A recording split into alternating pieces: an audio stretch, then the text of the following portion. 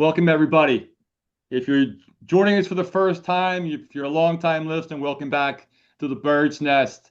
Today, we have somebody that I've known personally now for 2, 3 years, actually longer, but he is the CEO of Home Run Coatings. And the cool part about today is he made the transition out of corporate, if you will, out of the SaaS AE world where I knew him, just bought his first company.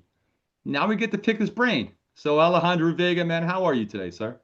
I'm good, man. I'm good. Thanks for having me, Dave. Good to see you again. Good to see Yeah. the Sundays are for the Birds flag Sundays again. are for the birds. Just got done the draft. Shout out to Howie for stealing the wide receiver from everybody from the Steelers. So, if you're a Yep, Steeler yep. fan, I'm sorry, but that was a Howie cooks in the draft, man. Just cooks. Love that Yeah, dude. man. Yeah, Love a that hundred dude. percent, 100%, man. Yeah, but appreciate you having me, and Yeah. yeah, I'm glad to be here. Awesome, man. Well, let's get into it, right? So you and I were together, at a SaaS company. You went off to another org, crushed it there. And what I would say is you were living what a lot of people would love, right? You have a career in SaaS, you're you're well known, right? You're hitting quotas, you're making good money. And then all of a sudden I find out, I heard little whispers and I find out the announcement and you just bought your own small business, right? And not a franchise, like you're coming into it. So talk me through that, man. Like, when did this idea first come, and how did it grow in terms of, to where we're sitting right now? Yeah, yeah, man. Happy to. So yeah, home run coatings. So Love we do it. Love the concrete swag. coatings. Yeah, just got this actually. Funny Nice. enough, I just got this. I got the crew some hats, some t-shirts, the whole nine. Love it. Yeah, got that all ordered, and we're off to the races. But yeah, man, we're a concrete coatings company here in the upstate. So we focus on garages, patios, basements, outskirts of pools, just about anything concrete surface that we can coat with like the nice polyurea flake floors. We're starting to get kind of into like the metallics, like the nice wavy floors and marble floors that you see like whenever you go to a restaurant or people's like really nice garages, people with like the nice Porsche 911s and stuff like that. So that's a little bit of what we do. And I don't know, man. I mean, from a very young age, I just always wanted to kind of own my own business. And like from a very young age, I was doing the whole, kind of thing with like the little lemonade stands. Me and my best buddy, Jonathan Castle, shout out to that guy. Whenever we were little in the neighborhood, little lemonade stands, we'd go across the street to the grocery store, we'd buy cookies, we'd come back and go door to door and sell the cookies for more. Started little dog walking businesses. And then in college, try to start some agencies, try to start like some marketing agencies and all that stuff. So I always kind of had that entrepreneurial drive and like I wanted to own my own business. But obviously, when you don't have a lot of money and you don't come from a background of having a lot of money, it's pretty difficult to do and take that risk. So I knew that I had to, out of college, get a good job, specifically in tech and in sales, because I've been in sales probably my entire life. Obviously selling Hmm. the cookies and selling the lemonade. I was in sales from a very early age, Hmm. and I decided to kind of get into tech. So my career started at Gartner. Hmm. I was there for 2 years as an account executive. They have a very reputable sales program, and from there, I had a ton of companies reach out and say, "Hey, looking to grow the sales teams, and trying to recruit me to go work for their companies as an account executive and in sales." Um, COVID hit, and I hated being, work from home. So about 2 years into being at Gartner and with COVID and all that, we were working completely remote, and company Sysco came out. One of my buddy's brothers actually works there, and he said, "Hey, this is a completely different sale. It's food sales to restaurants, and if you want to get into this, it's in Savannah, Georgia. You're going to have to move out here, and you're going to be basically door knocking and going door to door to restaurants." And I was like, "Well, I'm trying to not work from home anymore, so this sounds like a good leap." Went out to Sysco, got a territory that was at zero, grew it to over $2 million in sales in year one. Literally just going into restaurants and stuff, talking to business owners, trying to get them to sell or trying to get them to buy our products, which were Sysco products for restaurants, like literally food. Like I was Hmm. selling broccoli and chicken and anything else that a restaurant would need. So completely different from Gartner. Like I Right. was selling tech and advisory services, and then now I'm at Sysco selling food. Um, After doing that for like a year and a half, I came to the realization I was like, I'm not making enough money. I need to get back into tech or software. From there, I reached out to a good friend of yours as well, Ryan Feely. So Yep. big shout out to Ryan. Yep. He was like, "Hey, I'm working at this startup." Funny enough, Feely was trying to get me to come work at Seamless from the get go, like when it was like Mm-hmm. a 10, 15 person team. So we actually would have Yep. met a little bit earlier, Dave. Yep. And I just kept telling him, I was like, not interested, not right now, not right now. Finally, I was like, this is going to be my in back into software. So I reached out to Mm-hmm. Feely. He got me in touch with Blake Nolan, and you guys did the Yep. interview process. And I was at Seamless for like 2 years. And same thing. I was at Seamless and I was kind of like, how, I'm not loving this anymore. Like, I'm making great money and I love the Yeah. people that I work with, love the team, but I need to try to find something different. So someone actually came knocking to my door, which was Prezent, the last Yep. AI company startup that I was at. And I went there, grew really quickly, was an enterprise account executive there, supporting biopharma companies, Fortune 500 companies. And it was all going really well. But then I came back to the same realization. I was like, I need to do something else. Had a conversation with my wife at the beginning of 2025, and she was like, Vega, she was like, these companies aren't the issue. She was like, I think you're the issue. Like, she was like, I just don't think that you can work for someone. Like, she's like, because you're successful in all the roles and you're doing a great job and you bust your ass every single time. But I think you're the issue. Like, you need to probably just go out and do your own thing. And I was like, yeah, you're right. So I ended up buying this book by Walker Deibel. It's called Buy Then Build. Highly Okay. recommend it to anyone who's looking to get into the business acquisition space. Okay. And after reading that book, I was just kind of hooked. So beginning of 2025, I read the book. I started doing a bunch of research, started doing research on communities to join, the whole nine. And it wasn't until I was on Instagram one day and one of my buddies, Reagan, he lives out in Dallas. He also worked at Gartner for a while. He posted a picture on his story on Instagram of him shutting his laptop and he was like, goodbye to corporate forever. And I was like, whoa. I was like, I wonder what this dude's up to. So I hit him up and I was like, hey, man, what are you doing? He goes, I just bought a plumbing company in Dallas. And I was like, oh my gosh. I was like, you're living my dream. Like, this is what I'm trying to do. Like, how did you do it? Tell me, Mm-hmm. everything. He actually had me join a community. It's called SMB Deal Hunter. Okay. And it's a community of a bunch of people, mainly people who are in sales and tech and software, who are currently looking to go buy boring businesses. So you've probably seen, all the Cody Sanchez stuff and like buy laundromats and buy Mm-hmm. plumbing companies and buy HVAC.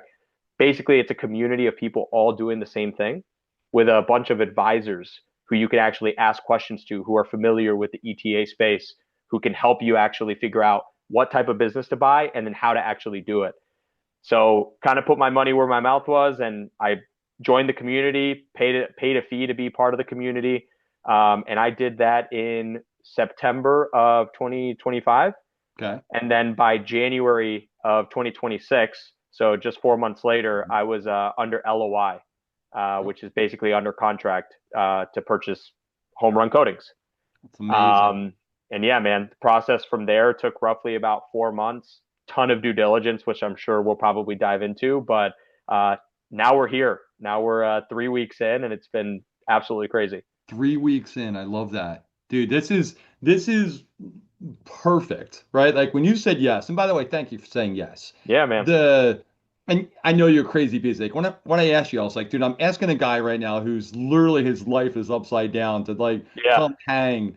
But also I love the fact your wife calls you Vega. That's hilarious too, Oh, right? I That's what I've know. always Yeah, known yeah, you as, right? yeah, man. Yeah, yeah. It's funny because now like all my friends are like, so when we're around both of you, like, do we still call you Right, Vega? Like, seriously, like what? Like yeah, seriously. But yeah, then when you hit, there's got to be a moment. Okay, so letter of intent, LOI. That's probably a pretty good moment. Let's go back to that. yeah. You sit down with your wife and go, hey, this is it. You told me to go. Okay, here we are. I'm about ready to do this thing legally almost here. Was there a moment where you paused? Was there a moment of you woke up and go, all right, let's rethink this real quick, right? Because Yeah, it's hard to unwind here. yeah, yeah, yeah. It's a huge risk. I have I went the SBA route, so I used an SBA loan to Okay. actually fund this acquisition, and I have a lot on the line right now. That's for sure. And Okay. there was a moment where it was like, hey, this is becoming real. Yeah. And I don't know, man. I mean, I can't shout out my wife enough. She just told me, she's like, I believe in you. And she's like, I know that you're not going to let this thing go down. Like, she's like, what is the worst possible scenario? And I told her, I was like, well, what do you mean? And she was like, what would have to happen for this to fail? And I told him, I was like, I guess sales would have to go down like drastically. Hmm. And she was like, well, that's great because you're really good at sales and you've been doing it successfully for the last 6, 7 years. And I'm also in sales. So she was like, if I have to go door knocking with you, she was like, we're out on the weekends. Like, that's what we're going to do to make it happen. So, I mean, she was just a huge support system for me. And there definitely was, that moment once the LOI was accepted where I was like, all right, we're in this. Yeah. And I kind of came to this, this kind of reality. And I think it'd be important for people who want to do the same thing. And I'll ask you the question, Dave, is your current reality, is it bad? Or do you love your life? Is it pretty good right now? I mean, I just started my role, what, 2 months ago? Yeah. Yeah. I'm pretty damn happy in my role, 100%. Yeah. I've always told people, I think I've said it here, I don't have the guts to do what you did, right? I'm a great employee number five, man. You want to bring me in and be your COO, right? Or your head salesperson, 100%. Start a company, buy a company.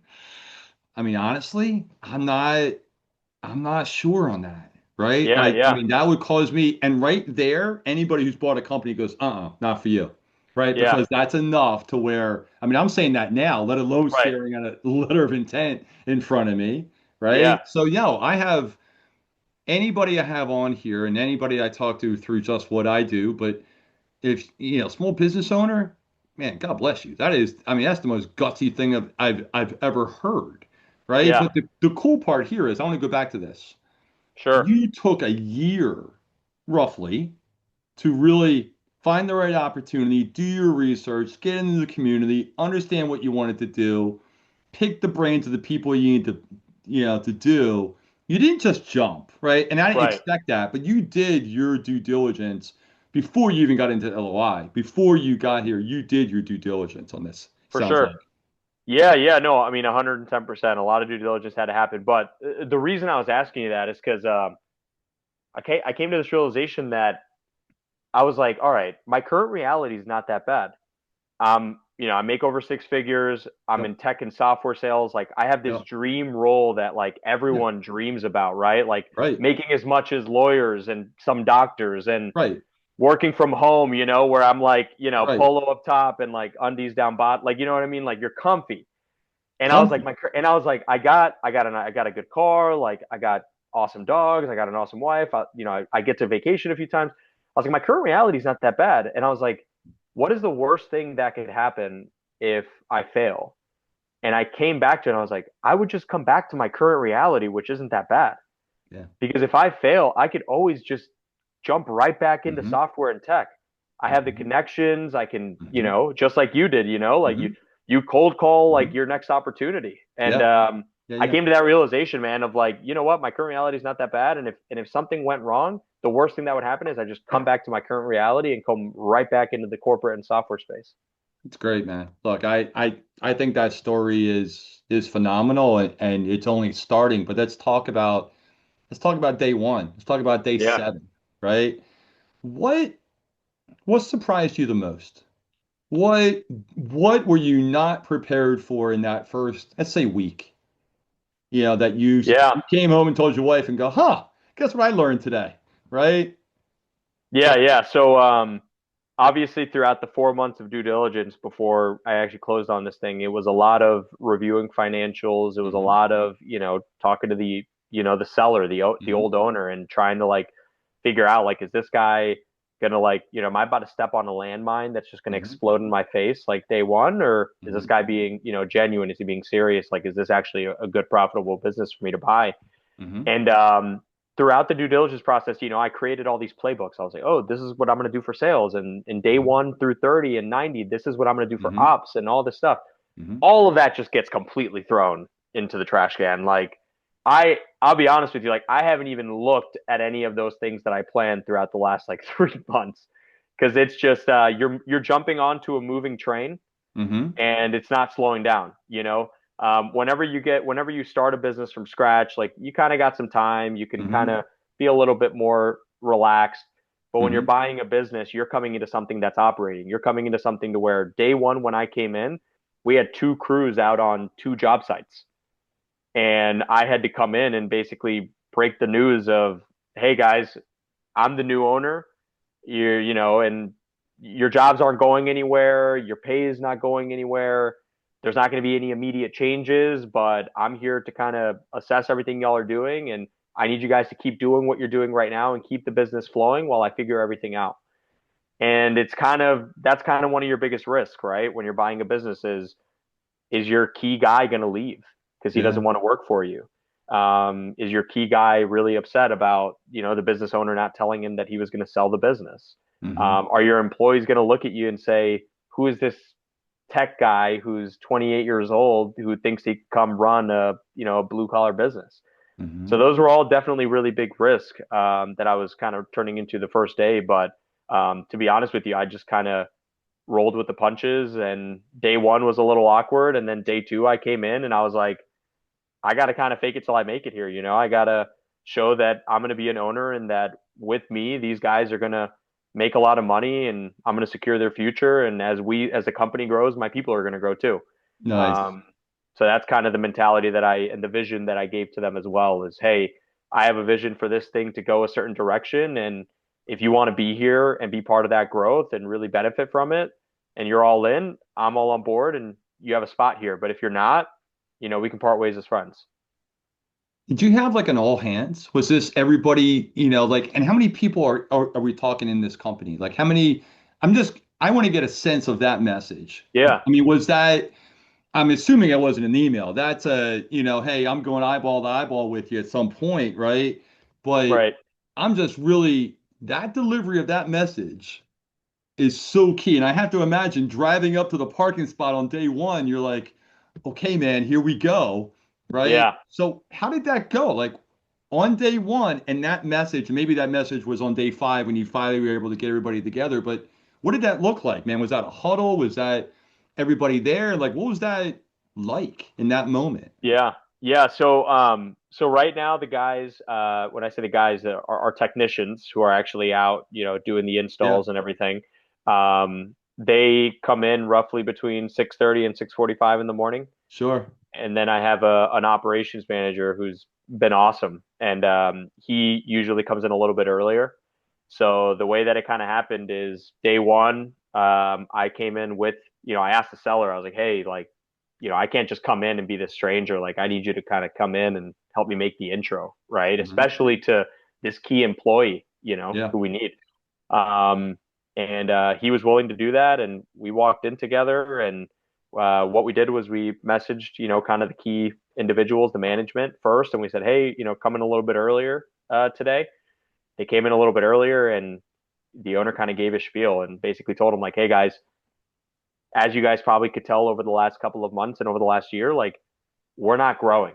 We've gotten to a point where I'm comfortable and I like the money that I make and the business is doing good, but I have no plans in growing. So that's not fair for you guys because it's going to stall your growth and it's going to stall the amount of money that you're going to make. And if you have goals and a bigger vision for yourself, like I'm not the guy that's going to take you there.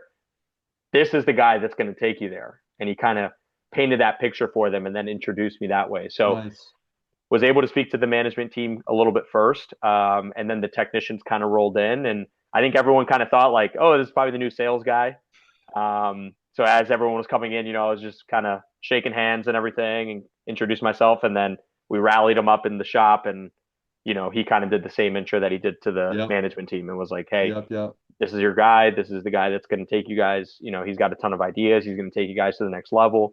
And so then it was funny because I think a lot of the guys were like, "Oh crap!" Like, I just dapped this guy up, and now he's the owner. So He's like, yeah, man, fist bump. That's great, right, man. There's the coffee machine over there if you need me. Right. right, right, yeah, Right. yeah, yeah, So when you said it wasn't growing, when you did the analysis of this and said, hey, I'm going to take this leap, I'm going to change my career literally, 180 degrees, did that concern you? in terms of, hey, I'm going into this business in an area that I love Greenville, South Carolina, by the way, but I don't think you were familiar with it. Hmm. I'm not sure how familiar you are with cement, before you bought the company, but like you're going to a new area, the new industry, there's a new small business owner, and the financials say you're a little, the growth is somewhat, but not great.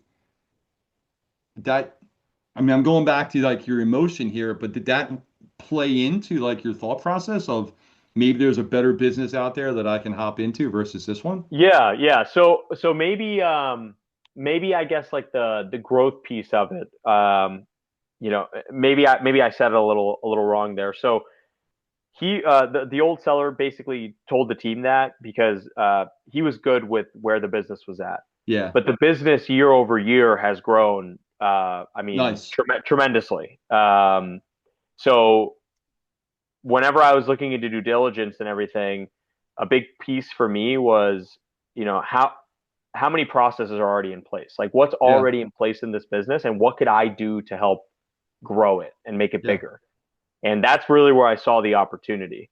So like from like a marketing perspective, for example, on like social media and things like that, I was like, wow, we could really beef that up. And then I was like, had all these ideas of like, and I asked him, I was like, what are you guys doing for sales? And he was like, well, we had this sales guy, but then like now I run the leads. And I'm like, all right, well, I'm going to build a sales team and I'm going to build a really solid incentive structure. And the Carolinas are just growing, man. There's new hmm construction going on everywhere. Uh, the business before was we're doing about like 90, I would say 90% is all residential.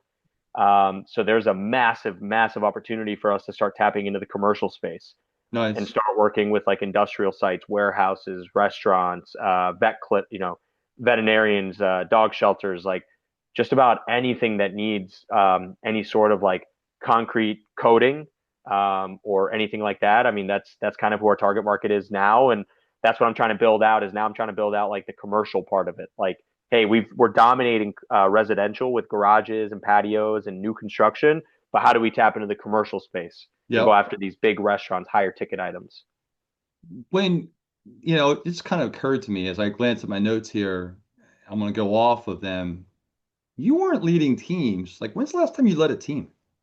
I mean, 'cause I know it's Cisco Yeah, territory. I know, when's the last time you were leading a team? yeah. So I've always done like mentorship Okay. mainly in like all the roles that I've had, right? Like, hey, Yep. we got a new account executive, like, Yep. can you help them out? Yeah. Yeah. And Yep. I've always been big into that. I've always been really Got big you. into that. I would say that the most management experience that I probably had was when I was at Prezent. Yep. Really just like helping like our SDR function. Yeah. So I had a couple of SDRs. They were awesome, who would kind of like be the ones setting the meetings and everything like that on my calendar, and really just helping them with their development. That's something that I always really enjoyed because they would always message me about, hey, how can we tweak the campaigns? How can we tweak our outreach? How can we hmm tweak, our scripts and all of this hmm other stuff? And that was something that I always really liked diving into. hmm So I would say that, at my last company at Present, like that's kind of where I just, I wasn't getting paid to be a manager, but I You just were like took it kind of, upon myself yeah. to like, Yeah. hey, Yeah. Yeah.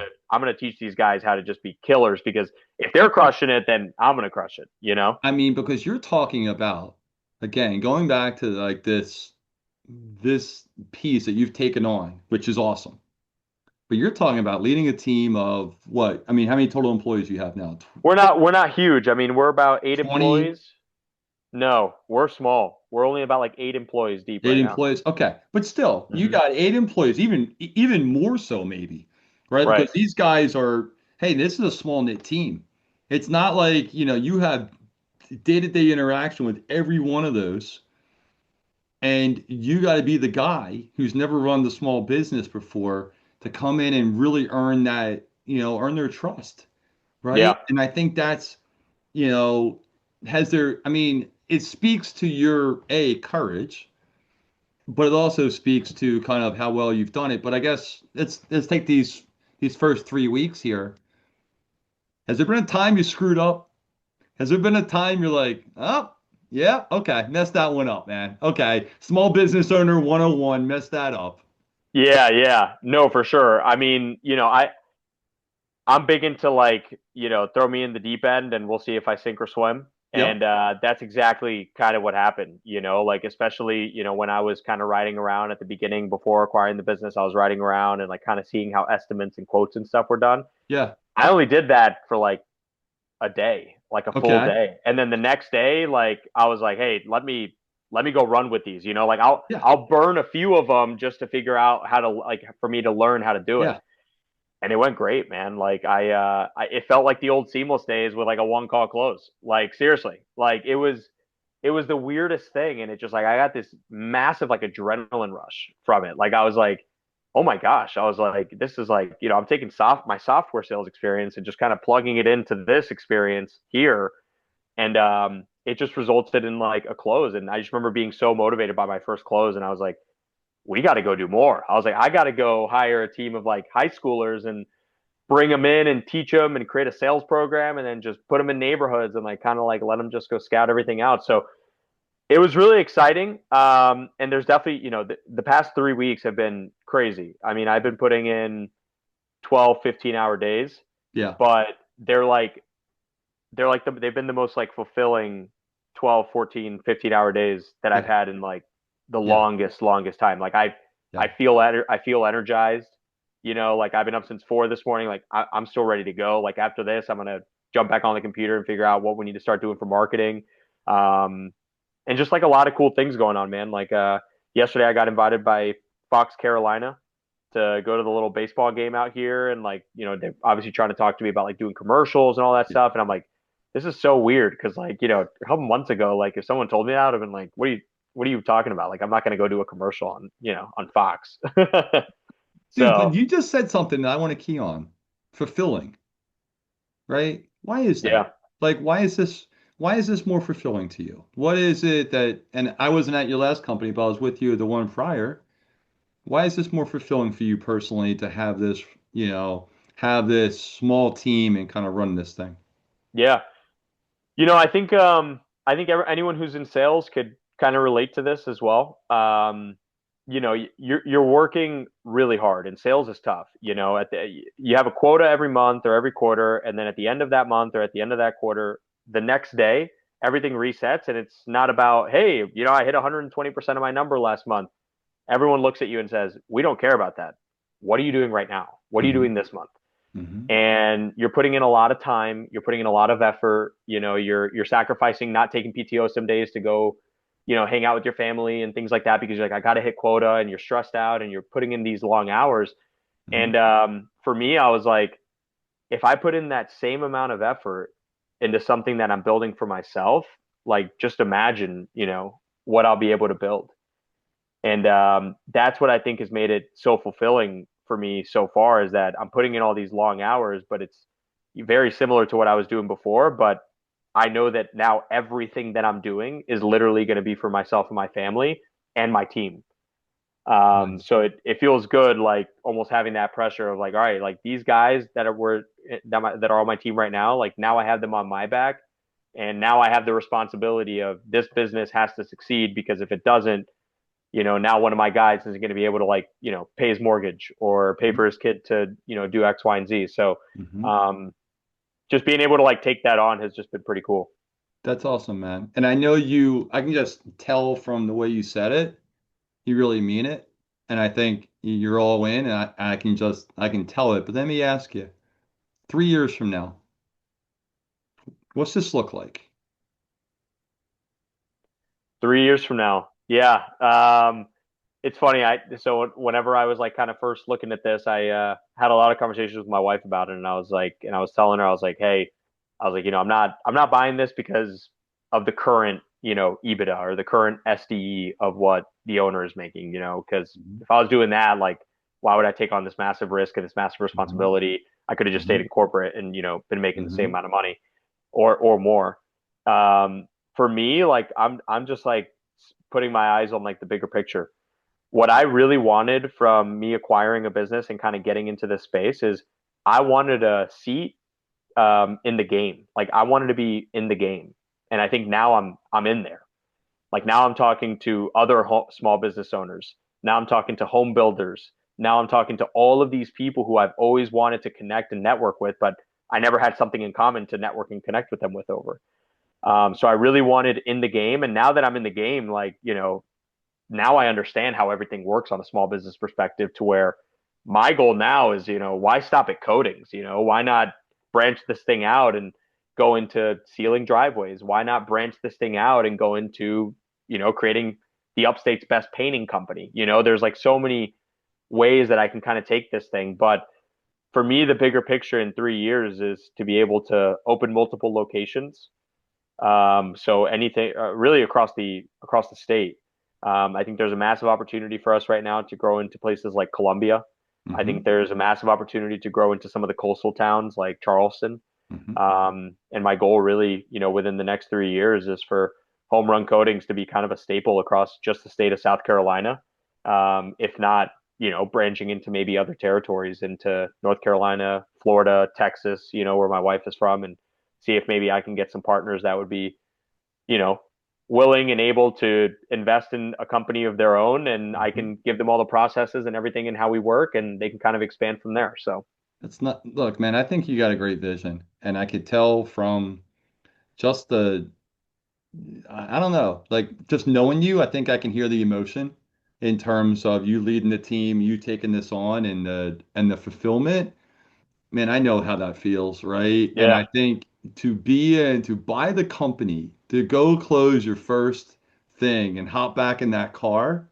What kind of car you rocking, by the way? Like before I yeah, go, like man. what do you? I know you got a nice car. Hang on a second. I remember No, this. man, no, no, no, no, no. So it's actually hilarious because throughout the entire process with like the negotiations and the due diligence, I got an asset list of like all like obviously assets and things like that included, and you know, we have trucks, obviously, we have box trucks and stuff like that. And I was like, okay, I was like, well, what is the salesperson? Because I was going to come in and run Yeah. sales, but I was going to come in and run sales. Short story, I actually hired my first sales hire last week. Nice. Yeah, so I got someone doing sales now, but I was going to come in and just rock and roll with sales for a couple of months. And I was like, well, what is the salesperson driving? It's a Kia Soul.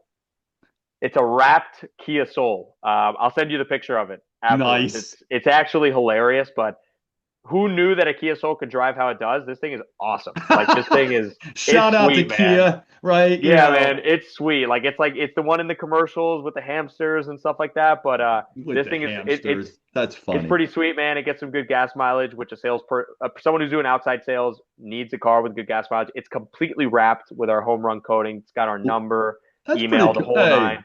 dude, Yeah, I'm so I'm just envisioning you hopping into this thing, just rocking this thing and yeah, just and man. just loving it. Good for you, man. Yeah, Good man. for So, you. the goal is to obviously get a truck eventually, and try to wrap that up, and maybe that'll be something that I drive. Sales guy will drive the Kia Soul, or if we get more salespeople, I'm just gonna go crazy with Kia and just get a bunch of little And Kia just get a Souls, little and kid and like, just run around. yeah, Dude, yeah, that's great. All right, yeah, last man. question. I think I lied.